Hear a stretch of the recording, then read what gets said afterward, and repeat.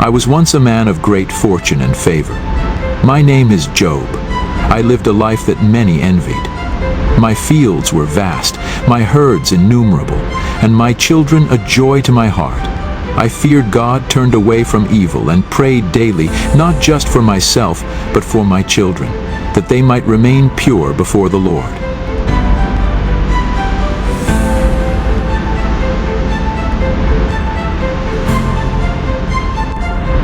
But one day, everything changed.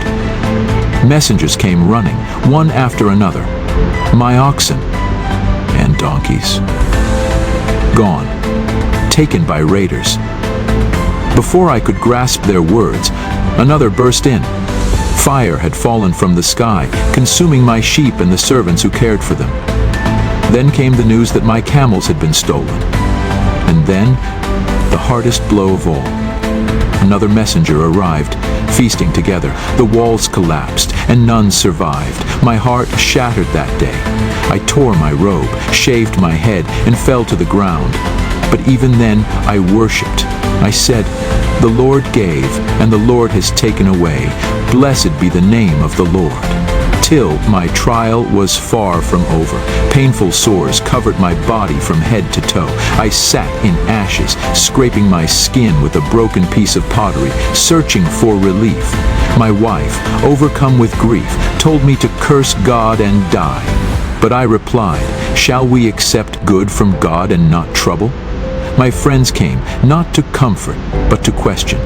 For days they sat in silence, but when they spoke, their words pierced me like arrows. They accused me, saying I must have sinned to deserve such suffering. I pleaded my innocence, yet their accusations continued. I cried out to God in my pain. I questioned why this was happening. I demanded answers, longing for His voice to break the silence. I cursed the day of my birth, but never cursed my God. And then He answered. Out of the whirlwind, God spoke, not to explain, but to remind me of His greatness. He asked, "Where were you when I laid the earth's foundation? Have you ever given orders to the morning?